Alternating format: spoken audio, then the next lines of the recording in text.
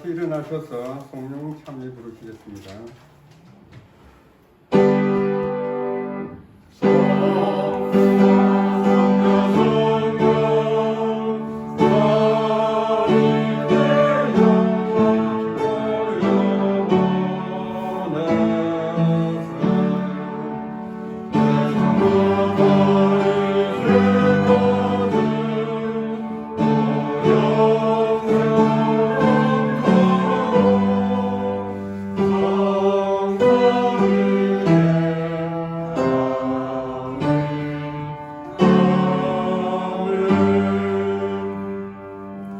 하늘에 계신 하나님 아버지, 주의 은혜와 은총을 이 시간 간구하오니 하나님 함께해 주셔서 주의 말씀이 우리의 마음에 강력하게 역사한 시간 되게 인도하여 주시옵소서.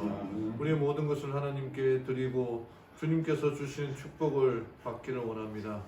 성령 하나님의 강력한 임재를 통하여 우리의 마음이 위로받고 평안을 얻는 시간 되게 인도하여 주시옵소서. 예수님의 이름으로 기도드리옵나이다. 아멘. 첫 찬미 24장을 부르시겠습니다. 이 찬양 후에 회중을 대표해서 이종규 장로님 기도 인도하시겠습니다.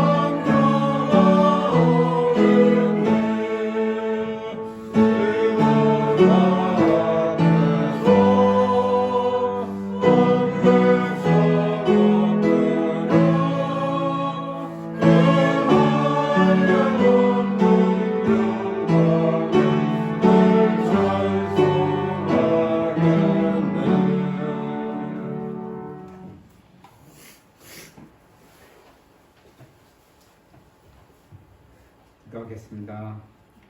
하늘에 계신 하나님 아버지, 이렇게 맑고 참 아름다운 날씨를 허락하시고 이 좋은 날, 이 안식일에 우리 사랑하는 주님의 백성들 이 한 자리에 모여서 이렇게 함께 주님을 찬양하고 또한 함께 경배할 수 있는 귀한 시간을 허락하시며 감사드립니다.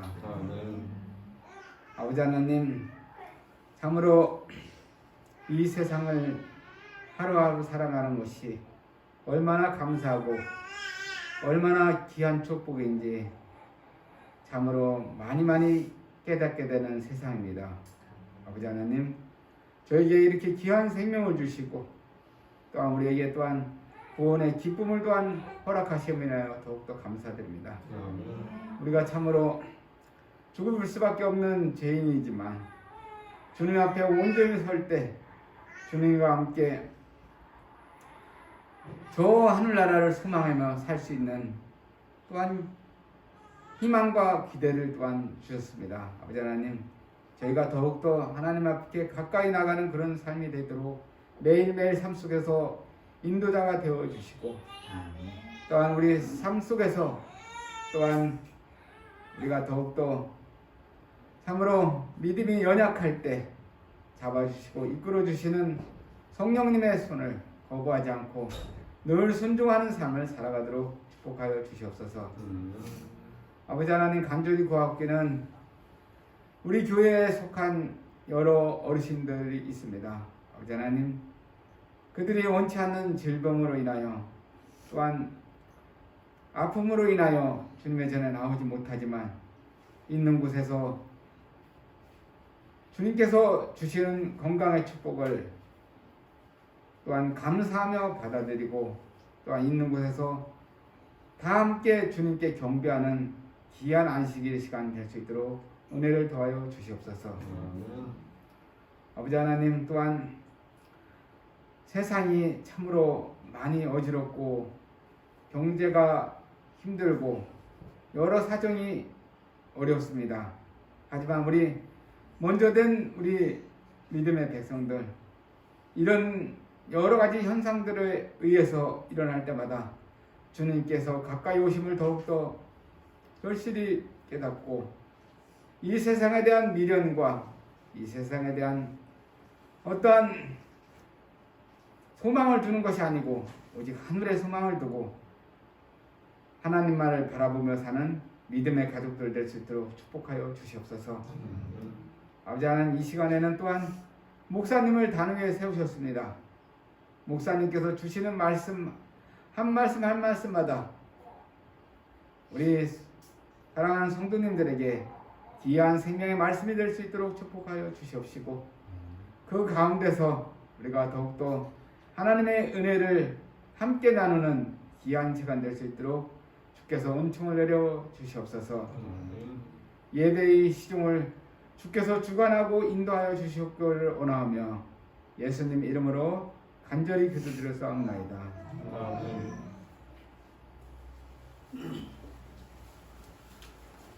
다 같이 일어나셔서 헌금 찬양 13장 부르시겠습니다.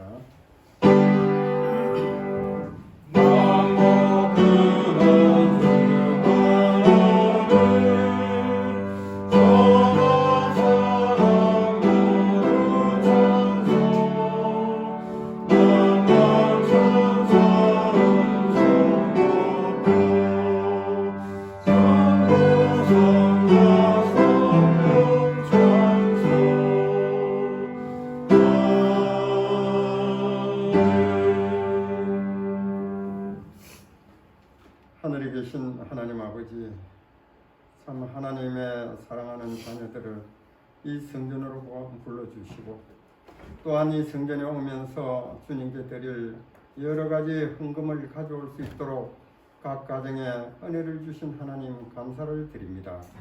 그 가정들의 모든 소원을 들어주시옵고, 특별히 주님과 하나 되는 모든 일에 복을 허락하여 주시며, 이 드린 헌금 위에 정말 주님께서 함께 하시고 또 열의 하나를 구별하여서 드린 그 모든 가정들에 주님께서 약속하신 복을 허락하여 주옵소서.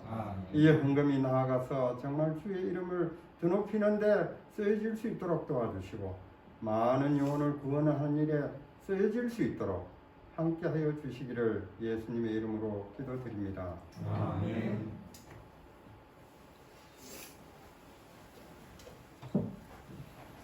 이번 둘째 찬양은 영상으로 들으시겠습니다.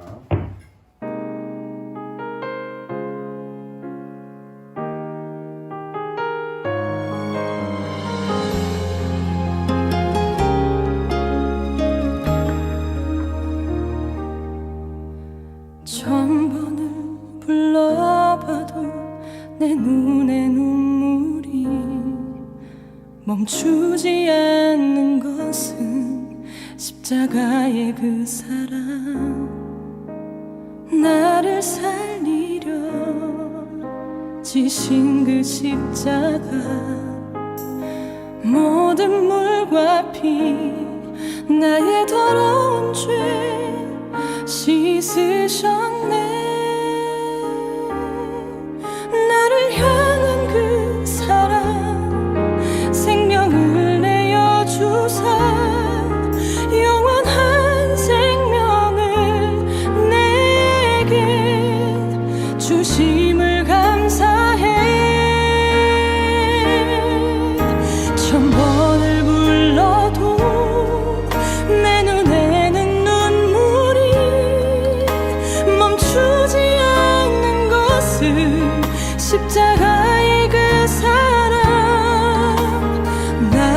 살리려 하늘 보좌 버리신 나를 사랑하신 분 그분이 예수요.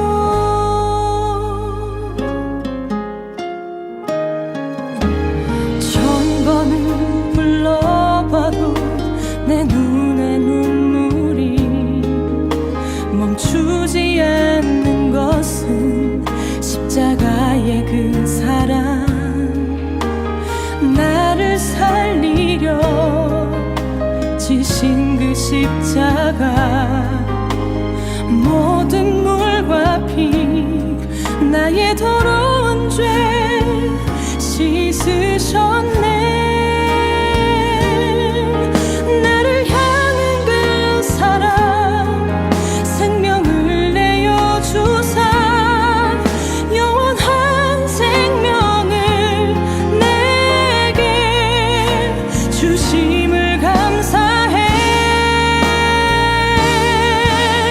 천 번을 불러도 내 눈에는 눈물이 멈추지 않는 것은 십자가의 그 사랑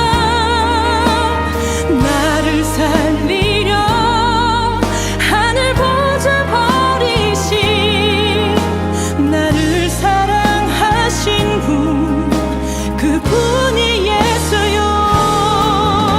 천 번을 불러도 내 눈에는 눈물이 멈추지 않는 것은 십자가의 그 사랑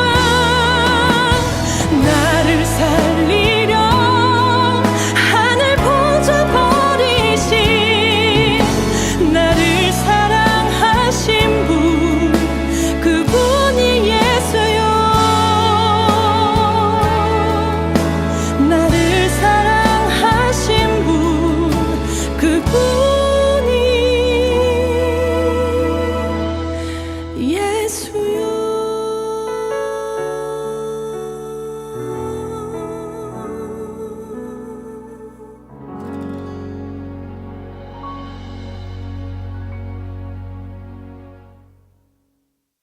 네. 안녕하십니까. 네, 반갑습니다. 저는 이 찬양 천분을 불러도라는 찬양을 보면서 제일 마음에 와 닿는 게 이제 마태를 부르시는 장면이 제일 감동이 됩니다. 마태가 세리였잖아요.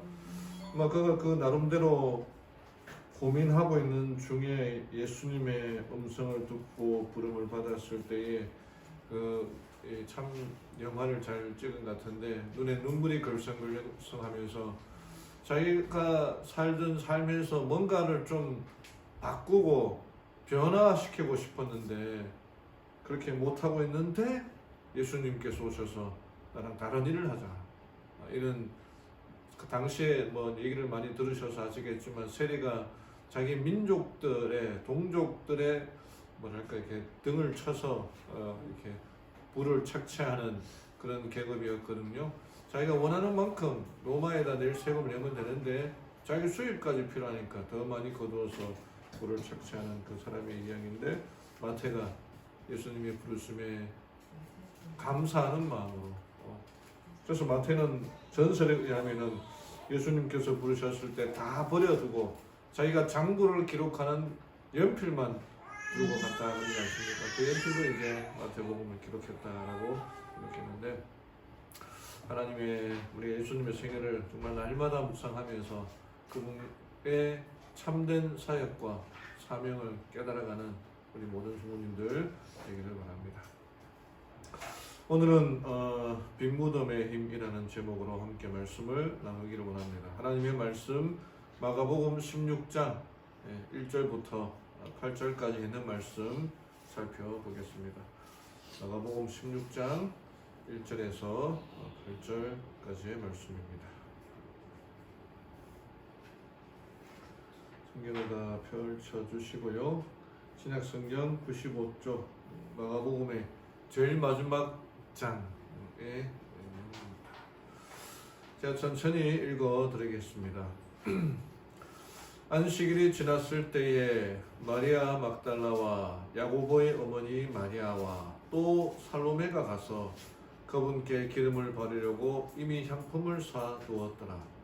주의 첫날 매우 이른 아침 곧 해 돋을 때에 그들이 돌무덤에 가며 자기들끼리 이르되 누가 우리를 위하여 돌무덤 입구에서 돌을 굴려 주리요 하고 바라볼 때에 돌이 이미 굴려져 있음을 보았으니 이는 그 돌이 심히 컸기 때문이더라. 그들이 돌무덤에 들어가 긴 흰옷을 입은 한 청년이 오른쪽에 앉아 있는 것을 보고 놀라매 그가 그들에게 이르되 놀라지 말라. 너희가 십자가에 못 박히신 나사렛 예수님을 찾는구나. 그분은 일어나셨고 여기 계시지 아니하니라. 그들이 그분을 두었던 것을 보라. 그러나 너희 길로 가서 그분의 제자들과 베드로에게 그분께서 너희보다 먼저 갈릴리로 가시나니 그분께서 너희에게 말씀하신 대로 너희가 거기서 그분을 볼 것이라고 구하라 하니라. 그들이 떨며 심히 놀라서 급히 나와 돌무덤에서 도망하고 두려워서 아무에게 아무 말도 하지 못하더라. 마가복음의 마지막 장에 있는 내용들입니다. 마가복음의 구조. 여러 번 말씀드렸던 예수님의 그 마지막 생애를 매일같이 1시간씩 묵상하라. 그 중에서 그분의 마지막 장면을 확실히 머릿속에 그릴 것이다 라고 권면하고 있습니다. 그래서 특별히 마지막 장면 일요일부터 부활하는 일요일까지, 그리고 마지막 돌아가시는 금요일 자정부터 또 오후 3시경까지, 그리고 9시부터 못 십자가에 못 박혔을 때에 그때부터 예수님이 돌아가시고 장사 지내는 그 시간까지 하나하나 묵상하고 생각하고 예수님의 죽음의 의미가 무엇인가, 특별히 그분이 돌아가셨을 때에 이게 영상에도 나옵니다면은 의식이 없고 돌아가셨으니까 그냥 몸은 다 차가워진 그 상태에서 제자들이 그 시신을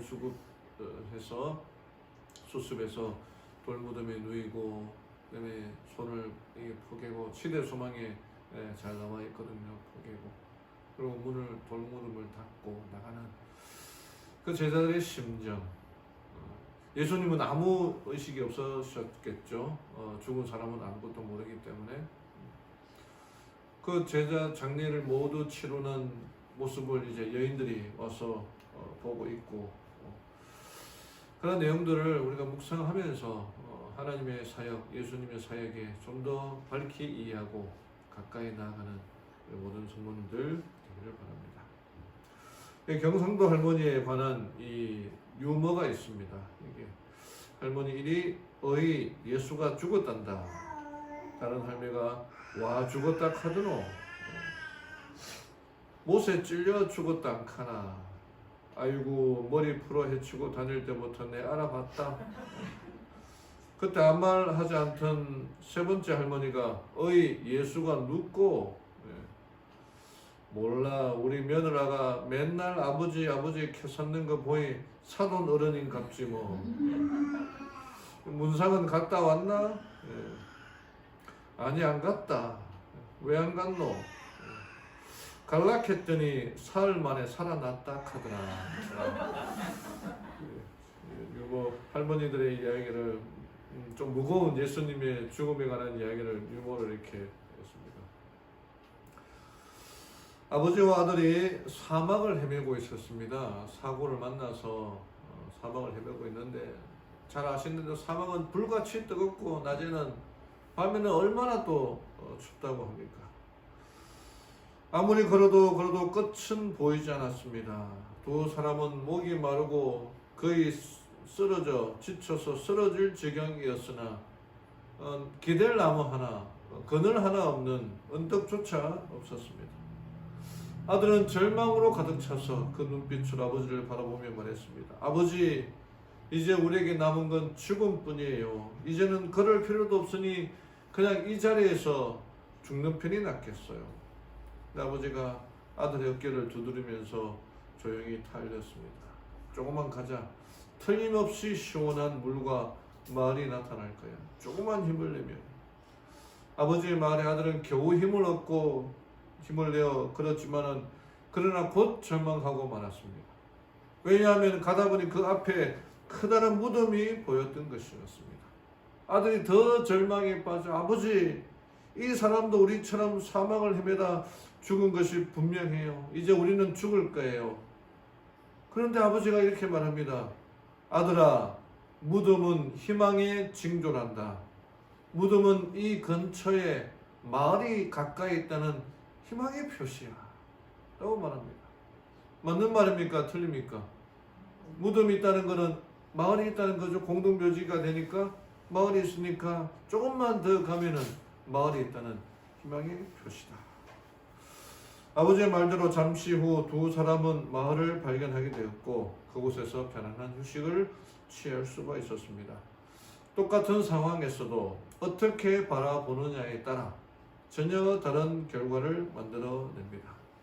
무덤을 보고 절망한 아들의 말을 듣고 아버지 역시 한탄했다면 두 사람은 다 사막에서 목숨을 잃었을지도 모릅니다. 그러나 무덤은 희망의 징조, 희망의 표시인 것을 알았기에 이들은 목숨을 건질 수가 있었습니다. 그래서 무덤이 오히려 우리들에게 희망이 됩니다. 이 네크로필리아라고 하는 말이 있습니다. 이게 우리 네크로라는 말은 죽음이라는 말이고 필리아라는 말은 갈망이라는 말인데 이 죽은 시신, 유골에 이렇게 애착을 갖고 있는 그 특성을 가진 사람을 말합니다. 그 시신을 이렇게 좋아해가지고 장사를 지내지 않고 그냥 방에다 두고 지내는 그런 좀 정신병의 일종이나 생각이 되는데 몇 년 전 2009년이죠. 자살로 생을 마감했던 최진실 씨 이제 장례를 치르고 난 다음에 며칠 지나지 않아 그 유골이 도난됐다는 뉴스가 있었지 않습니까?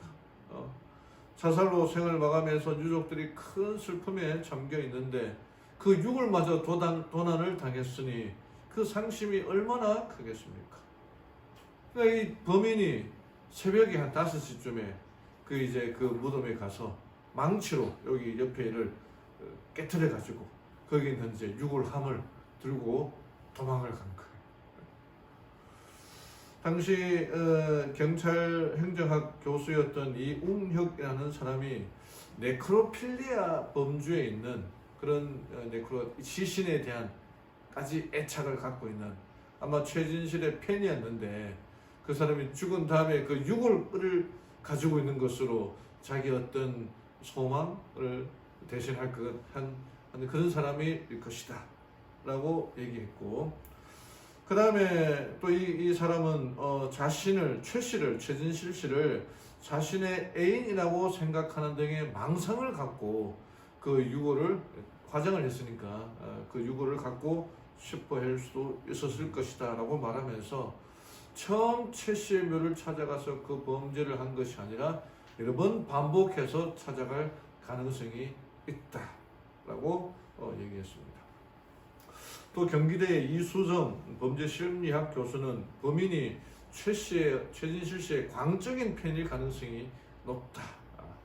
유골함을 가져가는 어떤 특별한 목적이 있는 게 아니라 이거 가지고 유족들에게 돈을 달라라고 하는 그런 목적이 아니라 그냥 팬이기 때문에 자신과 함께 어떤 못다한 사랑을 나누기 위하여 가져갔을 수도 있다라고 했습니다.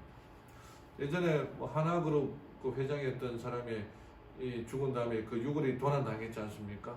그때 그 범인이 매덕을 달라 그래가지고 준이 많이 하다가 이제 잡혔던 얘기도 있는데 결국은 이 범인은 잡혔습니다. 잘 아시는 대로. 근데 그 유족들이 와서 이제 이렇게 보러 왔는데 옆에 유골함 무덤이 깨어져 있고 유골이 없어졌을 때 그 유족들의 마음이 얼마나 상심이 컸을까요?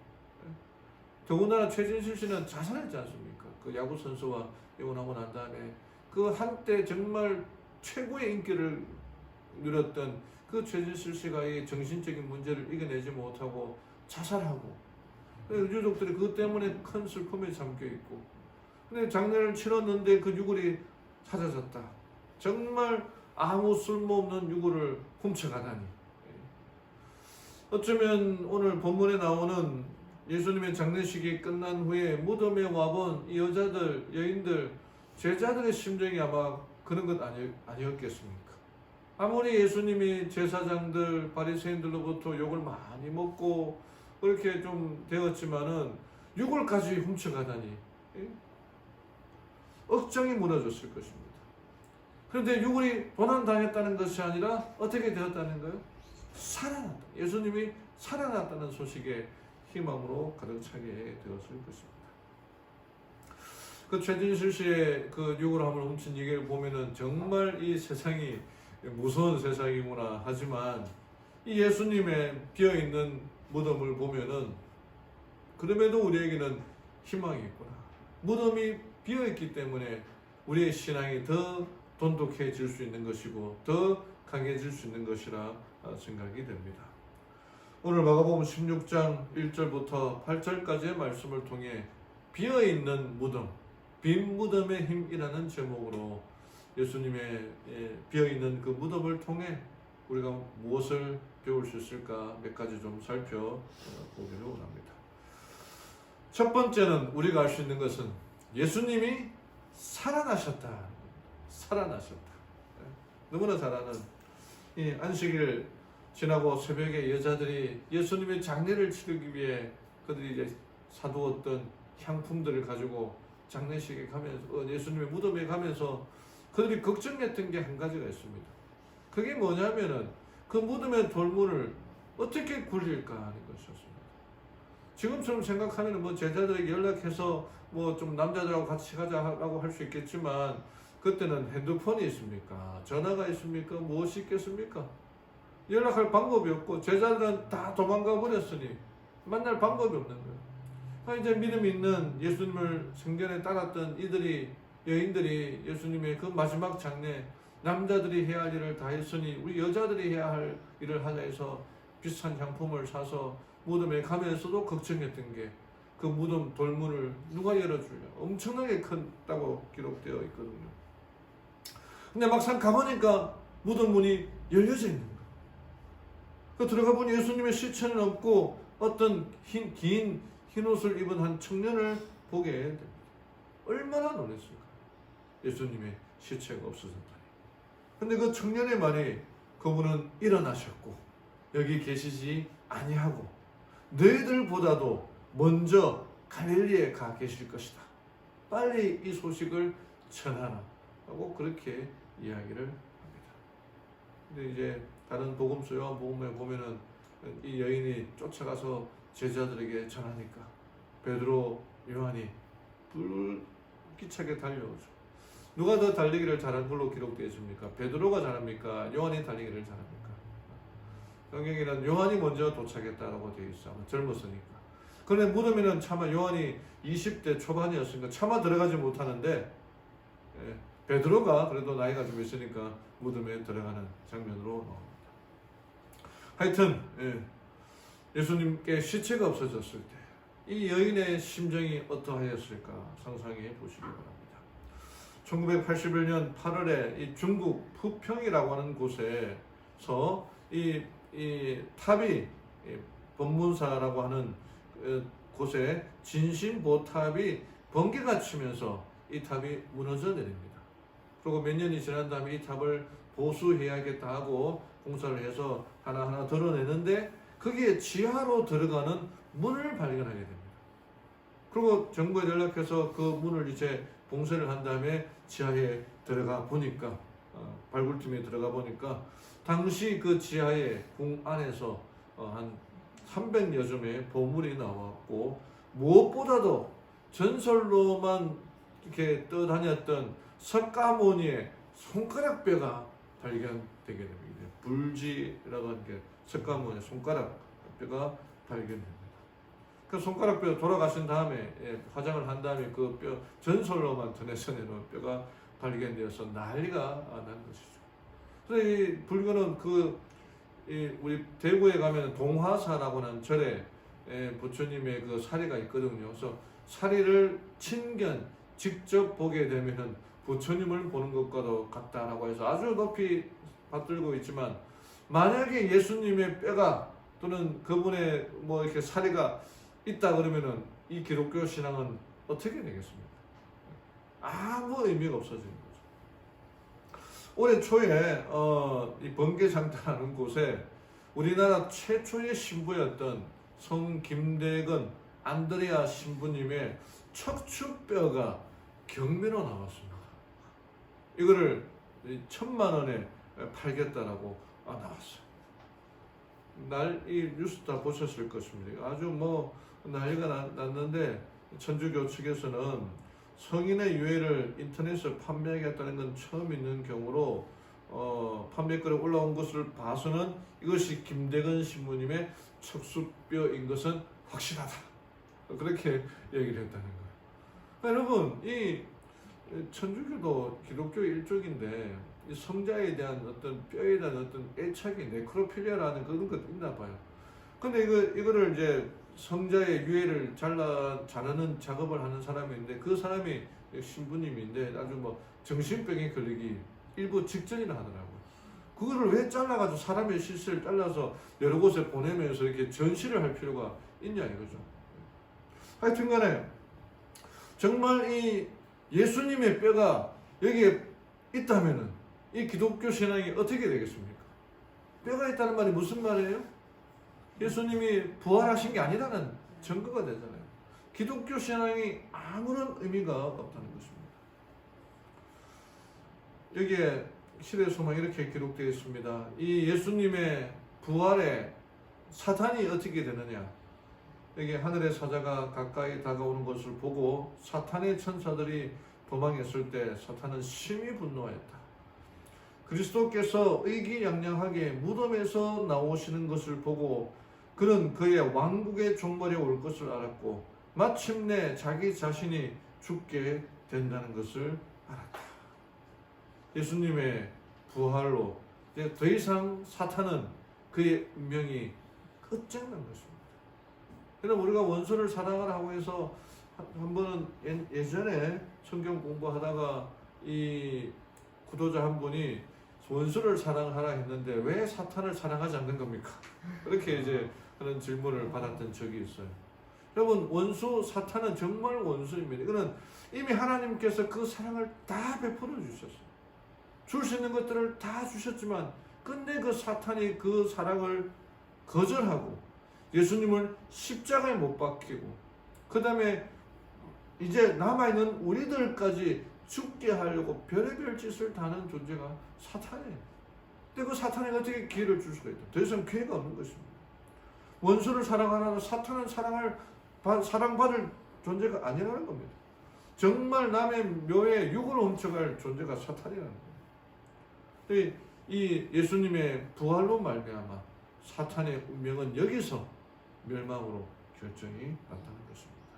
이제 정말 우리의 희망은 예수님의 부활, 그분의 다시 오심을 기다리고 소망하며 살아가는 것이 우리의 희망이 되기를 간절히 바랍니다. 두 번째는 예수님의 부활은 죽은 의인의 부활의 희망인 겁니다. 시대의 소망이 이렇게 말합니다. 그분의 부활은 죽은 모든 의인의 부활의 모양이요 보증이다. 우리가 예수님의 죽었다가 다시 사심을 믿을진데 이와 같이 예수 안에서 자는 자들도 하나님이 저와 함께 데리고 오시리라. 여러분, 제가 어제 우리 집사람 이 일요일 교회 목사님하고 카톡으로 성경 연구하는 것을 옆에서 보면서 영혼 불멸이라는 건 정말 신경 목사님도 그분이 성경을 공부할 때 이제 기독교를 조각한 불칼들이라고 하는 책을 쓴 김경선 장로라고 있거든요. 각 시대 대쟁투를 이제 번역해서 기독교를 조각한 불칼들이라고 번역해서 한 분이 이제 성경 연구를 하는데 가장 이해하기 어려웠던 부분이 영혼 불멸이라는 거예요. 성경 어디에도 영혼은 산다라고 하는 말은 사탄이 한 말, 죽지 아니하리라 그 말밖에 없고 나머지 부분에는 성경은 죄로 인한 죄인은 다 죽을 것이다. 사람은 죽을 것이다 라고 말하고 있어요. 근데 영혼 불면을 설명하기에는 아무것도 없는 거예요. 근데 여기 보면은 그 중에 하나가 그러면서 이제 일요일 교회의 부활의 일요일 교리가 좀 맞지 않는 교리가 있는데 그게 뭐냐면은 부활이라는 겁니다. 영혼이 죽지 않고 착한 영혼은 하늘 가 있고 나쁜 영혼은 지옥에 가 있는데 왜 부활을 한다는 겁니까? 그리고 성경에 데살로니가서 4장에 보면은 이 데살로니가 교인들이 죽음에 대해서 대단히 걱정을 많이 하고 있었거든요. 그래서 그 사람들에게 이 바울이 설명한 내용이 죽음에 대해서 얘기하면서 우리 주님 오실 그때에 주님께서 우리를 데리고 오실 것인데 그때 죽었던 의인들이 먼저 부활하고 그 다음 살아있던 우리들이 하늘로 올림을 받게 될 것이라고 하면서 정말 극적인 장면을 묘사하고 있습니다. 근데 만약에 영혼이 살아있어 하늘나라 가 있으면은 그런 감동이 없잖아요.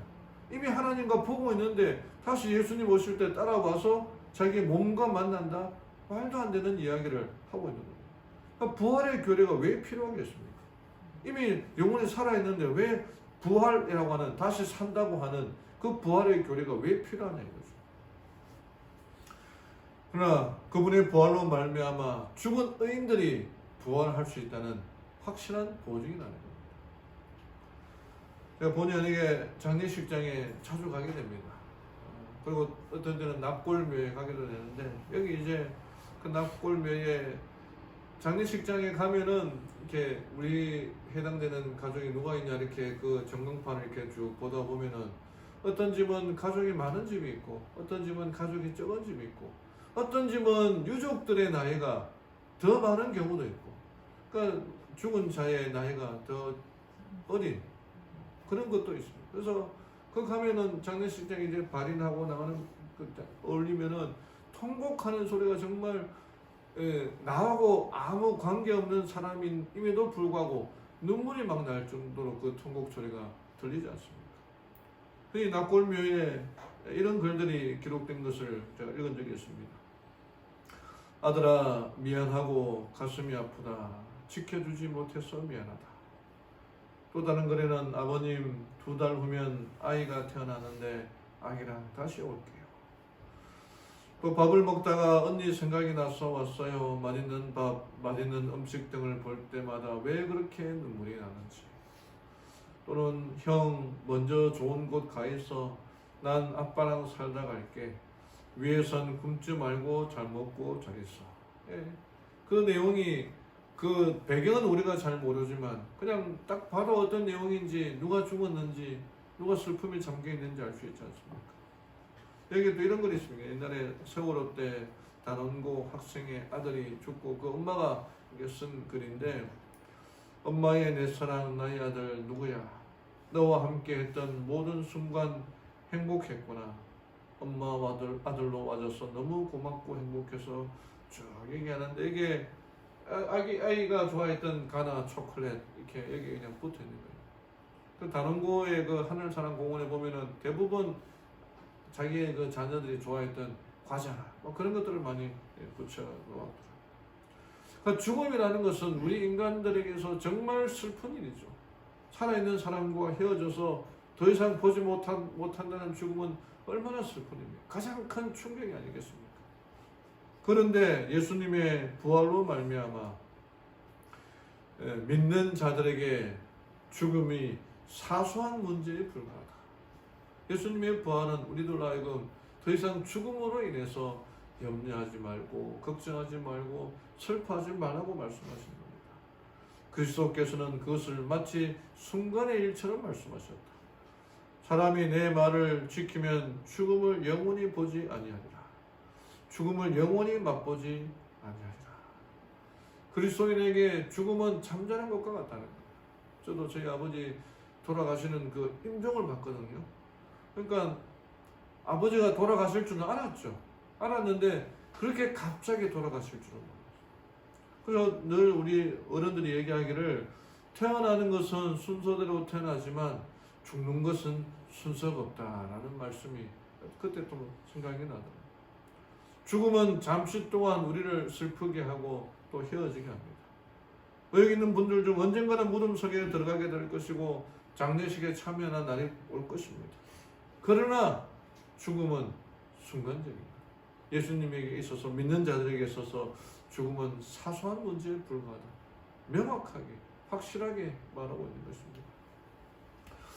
베네수엘라의 그 독재자였던 이 대통령 우고 차베스, 그는 14년 동안 장기 집권하면서 막강한 권력을 휘둘렀던 사람입니다. 자기가 하고 싶은 거 다 하고, 먹고 싶은 거 다 하고, 어쩌면은 우리보다도 더 멋진 삶을 살았던 사람이에요. 근데 그가 죽게 되었을 때 했던 말이 뭐냐면은, 죽고 싶지 않다. 죽지 않게 해달라.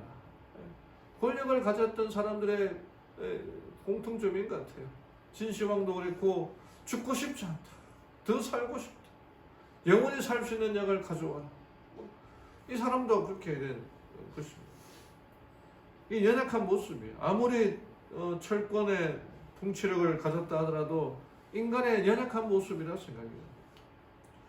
그리스도인에게 죽음이란 잠자는 것이며 한순간의 침묵과 어둠에 불과한 것이다. 우리의 더 이상 죽음은 우리들에게 이렇게 두려운 게 아니라는 사실을 우리들에게 말하고 주고 있는 거예요. 왜? 예수님께서 부활하셨기 때문에. 죽음은 더 이상 슬픈 게 아니에요. 한순간의 침묵과 어둠에 불과하다는 것입니다. 생명이 그리스도와 함께 하나님 안에 감추어져 있으며 우리 생명이신 그리스도께서 나타나실 때에 너희도 그와 함께 영광 중에 나타날 것이다. 여러분 이 사실을 믿으십니까? 더 이상 죽음에 대해서 두려워하지 말고 슬퍼하지 말고 우리 주님 오실 그날을 소망하며 살아가는 우리 모두가 되기를 간절히 바랍니다.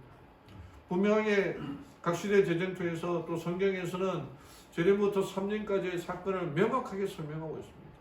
재림시에 죽은 의인이 부활하고 이게 첫째 부활이 되는 거죠. 의인들이 성천하고 악인들은 멸망하고 사탄은 결박당하고 사탄이 결박당하는 이 지구가 바로 지옥이 되는 거예요. 지옥이 뭐 땅속을 파고 들어가면 지옥이 있을까요? 어디에 있습니까? 지옥은 이 세상에 없습니다. 성경에 의하면은 사탄이 결박당하는 곳, 그곳이 지옥이 되는 거예요. 그 사탄밖에 없으니까 혼자밖에 없는 감옥이 되는 거죠. 그리고 천년기 사건 동안 사탄은 지구에 갇혀 있고 악인들은 죽어 있고 성도들이 세상을 판단한다. 왜 무슨 일이 일어났는지, 왜 내가 이곳에 와 있는지, 왜 와야 될 사람은 오지 않았는지, 왜 저 사람은 하늘에 오게 되었는지를 천년 동안 판단한다.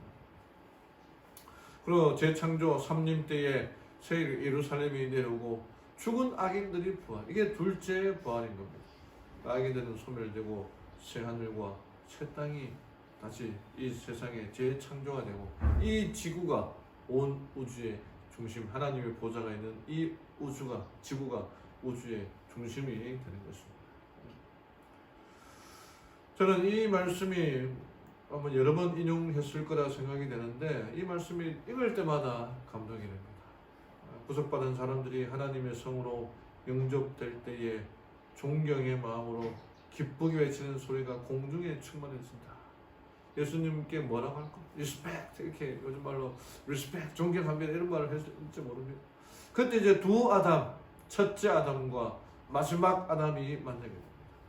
하나님의 아들이 팔을 벌리고 서서 인류의 시조, 곧 주님께서 창조하신 자이며 창조주께 범죄하고 그의 죄 때문에 주님의 몸에 십자가의 자국을 남기게 하는 그 시조를 안으려고 한다.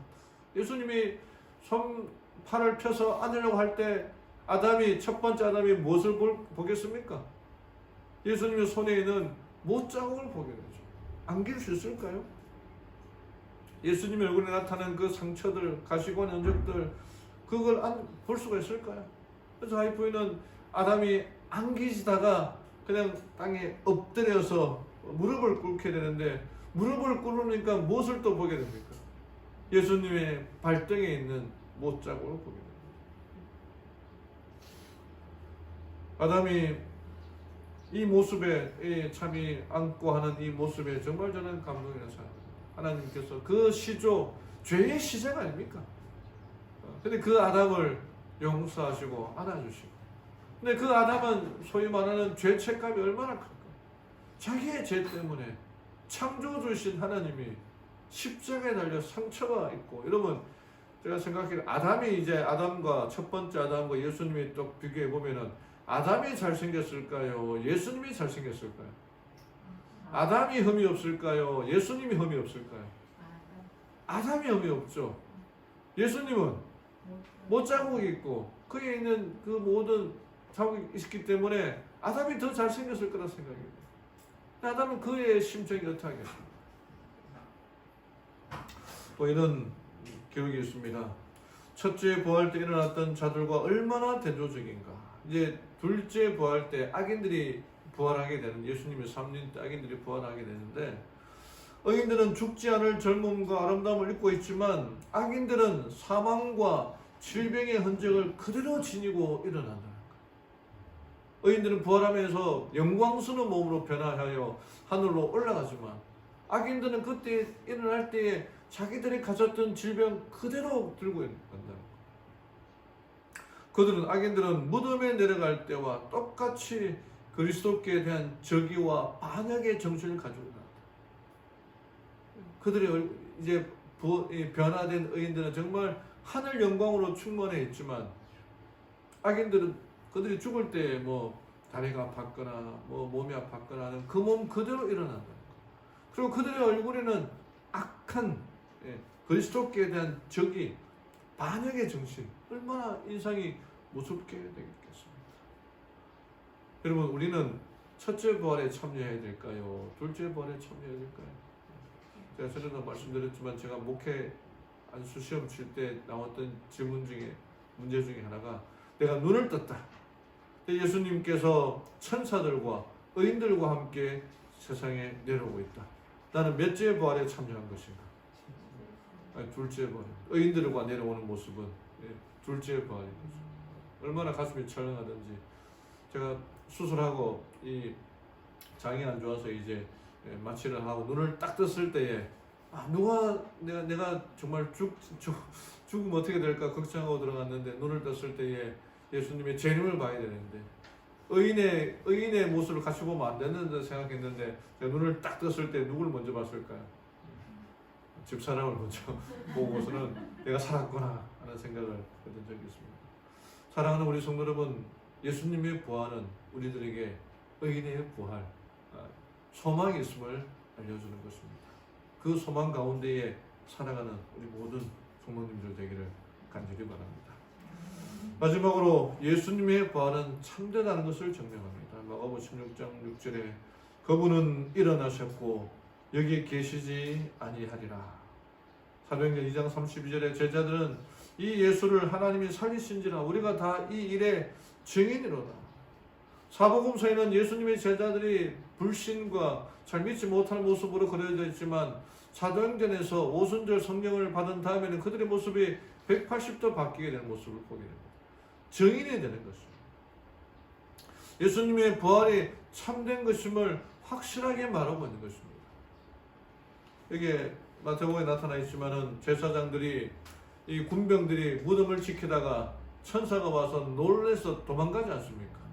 그리고 천사들에 의하여 예수님이 부활하시는 모습을 보고 군병들은 보게 되고 불이 나게 도망가서 제사장들에게 그 소식을 알립니다.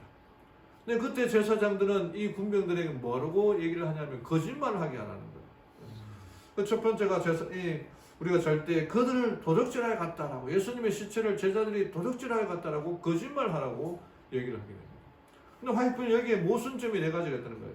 첫 번째가 어떻게 군병들이 저들이 자는 동안에 제자들이 와서 시체를 도적질하여 갔다는 말을 할 수가 있는가?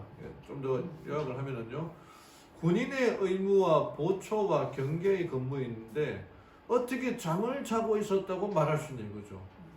군인은 그렇게 하면 안 되죠. 두 번째가 자고 있는데 제자들이 훔쳐간 것을 어떻게 할 수 있습니까? 그죠? 내가 자고 있는데 무슨 일이 일어나는데 어떻게 할 수 있습니까? 세 번째, 제자들이 훔쳐갔다면 제사장들은 왜 제자들을 정죄하지 않는가? 그리고 네 번째가 군병들이 잠을 잤다는데 왜 군병들을 빌라도에게 고소하지 않는가? 군인들이 자기 의무를 소홀히 했잖아요. 그러나 그 군병들은 돈을 두둑히 받고 자기의 고향으로 갔지 않습니까? 예수님의 부활은 확실하다는 거예요. 만약에 제자들이 그 예수님의 부활이 거짓이라면 그 거짓말은 오래 할 수 없습니다. 왜? 그들이 고문받고 복음 전하면서 예수님은 부활하셨다. 너희들이 죽었던 그 예수님이 살아나셨다. 그분이 하나님이고 메시아다라고 말하는데 수많은 사람들이 이 제자들을 죽이고 박해하고 고문했지 않습니까? 근데 만약 그들의 한 말이 거짓말이었다면 그 고문에 거짓말을 진실을 말할 수밖에 없었을 거예요. 사도행전에서 사도 바울도 자기도 죽은 자의 소망 곧 부활을 인하여 내가 신문을 받는다고, 예수님의 부활 때문에 자기가 신문을 받는다라고 말합니다. 예수님의 부활은 확실하다는 것입니다. 그리고 요즘 들어서 사람들이 일요일을 지키는 이유가 부활을 기념하여 일요일을 지킨다라고 말하는데, 예수님이 일요일 부활한 것은 역사적인 사실입니다. 그러나 그 부활을 기념하기 위하여 일요일을 지키라는 것은 성경 어디에도 없어요. 부활절을 기념할 수가 있죠. 그러나 부활을 기념하여 일요일을 지키는 것은 성경 어디에도 없습니다. 부활이 너무나 중요하다면 예수님이 태어난 날도 중요하지 않겠습니까? 예수님이 십자가에 달리신 그날 금요일도 중요하지 않습니까? 그 전날 목요일날 성만찬 예식한 목요일도 중요하지 않습니까? 그분이 일요일날 예루살렘의 성전에 입성한 그날도 중요하지 않습니까?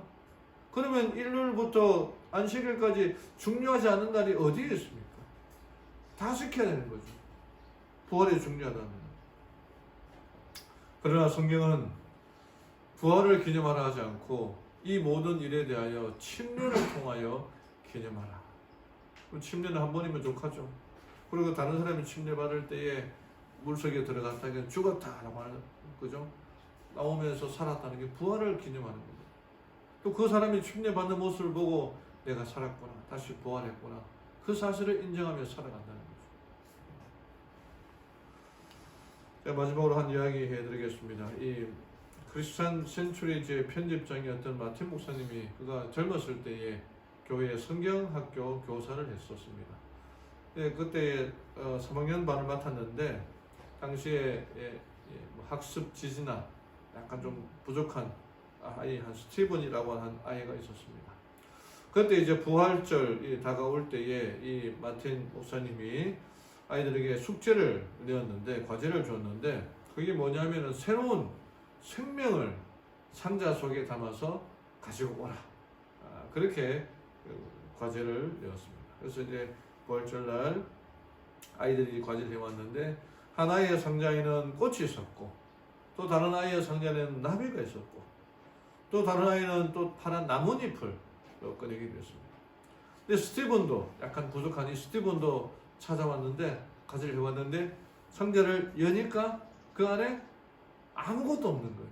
텅 빈 상자를 가져온 것이었습니다. 그래서 이 마틴 선생님은 얘가 뭔가 좀 부족하기 때문에 망신을 당하겠는데 어떻게 할까 하고 하는데, 아이들은 막 입을 다물고 있고 막 웃으려고 했는데, 그때 이 스티븐이 뭐라고 설명하냐면은, 선생님, 예수님의 무덤은 비어있지 않습니까?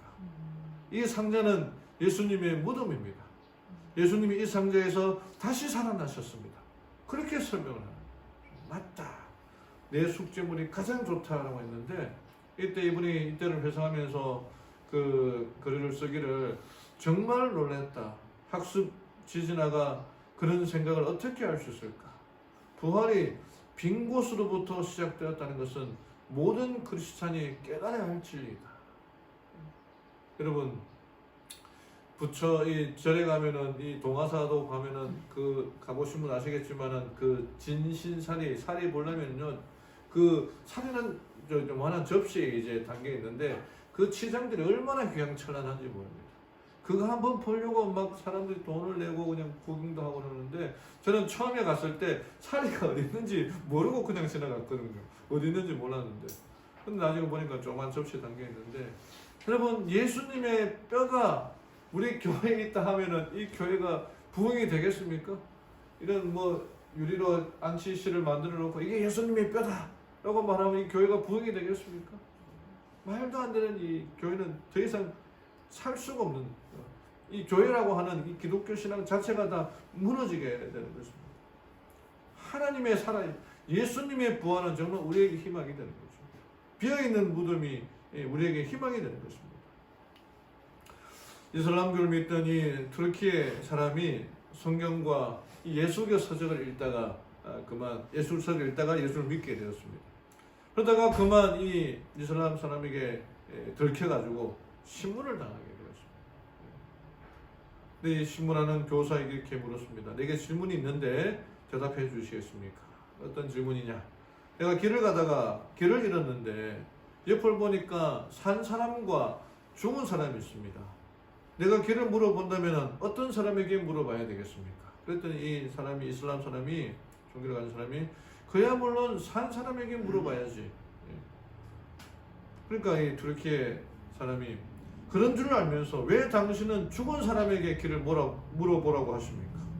아니 이 사람아, 누가 죽은 사람 보고 길을 물으라고 했나? 했더니 그 답이, 당신들이 믿으라고 하는 마호메트는 죽은 사람이요, 내가 믿으려고 해서는 예수는 산 예수입니다. 어찌 죽은 마호메트를 의지하겠습니까? 길 대신 예수님을 따라야 할 것이 뻔한 노릇인데 인도자를 찾아가는 나를 왜 괴롭히십니까? 그렇게 얘기했다는 거예요.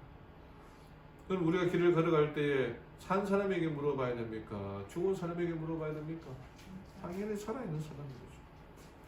산자를 살아있는 곳에서 찾아야 되는데 왜 죽은 자 있는 곳에서 찾느냐? 천사의 말과 마찬가지입니다.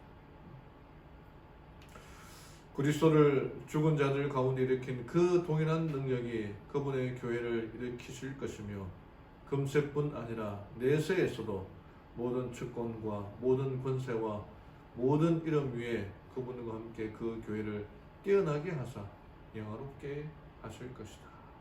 부활하신 그 예수님의 권능이 우리 교회에도 임하게 되기를 바랍니다. 그 교회를 일으키고 금세뿐 아니라 내세에서도 모든 주권과 모든 권세와 모든 이름 위에 그분과 함께 그 교회를 뛰어나게 하사 영원하게 하실 그날을 바라보며 살아가는 우리 모두가 되기를 바랍니다. 비어있는 무덤은 예수님이 살아나셨음을 확실하게 증명하는 것입니다. 기독교는 죽은 종교가 아니에요. 살아있는 종교입니다. 예수님의 부활은 이제 의인들의 부활의 보증입니다. 우리는 죽음에 대해서 더 이상 염려하고 걱정하고 두려워할 필요가 있습니다. 믿는 자들에게는 죽음은 사소한 문제에 불과하기 때문입니다. 예수님의 부활을 의심하지 말고 참된 부활이신 예수님에 대한 소망으로 살아가는 우리 모든 성도님들 되기를 바라며 오늘 말씀을 마치겠습니다.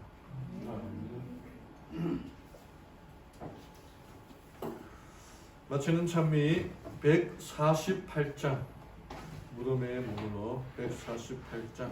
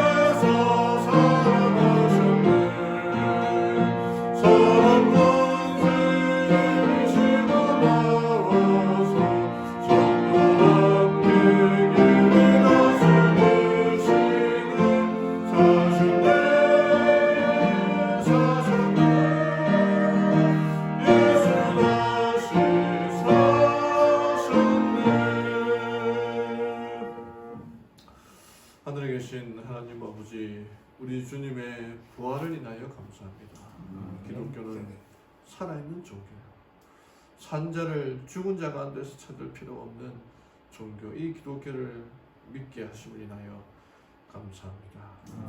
예수님의 부활로 의인의 부활에 대한 보증이 되었으니 이제 죽음으로 인하여 염려하고 걱정하고 두려워하지 말고 믿는 자들에게 죽음은 사소한 문제에 불과하다는 선지자의 권면을 믿음으로 받아들여 더 이상 염려 속에서 살아가는 것이 아니라 주님에 대한 소망으로 살아가는 저희를 되게 인도하여 주시옵소서. 예수님의 부활을 더 이상 의심하지 말고 그분이 부활이 참된 증거임을 모든 것을 통하여 우리들에게 말씀하고 있사오니 부활하신 예수님 다시 오실 그날을 소망하며 살아가는 우리 모두가 되도록 인도하여 주시옵소서. 지금 여기서는 잠깐 근심하고 또 시험 받을 수 있으나 우리 주님 오시는 그날 모든 문제를 다 해결해 주실 우리 주님의 사랑과 주님을 만날 그날을 고대하며 살아가는 우리 모든 성도들 되게 인도하여 주시옵소서. 뜻하지 않게 사고를 당하여 또 병중에 있는 우리 김옥희 집사님 하나님 기억하셔서 그의 부러진 뼈를 붙들어 주시고 딱 붙게 해 주셔서 다시 건강한 모습으로 우리와 함께 예배하며 하나님을 찬양하며 살아가도록 인도하여 주시옵소서. 또 영양원에 있는 우리 어르신들 하나님 소망 가운데에 살기를 원합니다. 우리 주님 오셨을 때에 더 건강하고 더 밝은 모습으로 주님을 찬양하며 살아갈 그날을 소망하며 살아가는 우리 모든 어르신들 성도들 되게 인도하여 주시옵소서. 이제는 우리 주 예수 그리스도의 은혜와 하나님의 사랑과 성령의 교통하심이 함께한 모든 무리들에게 임재해 주시옵기만을 사랑 받으신 예수님의 이름으로 간절히 기도드리옵나이다. 아멘.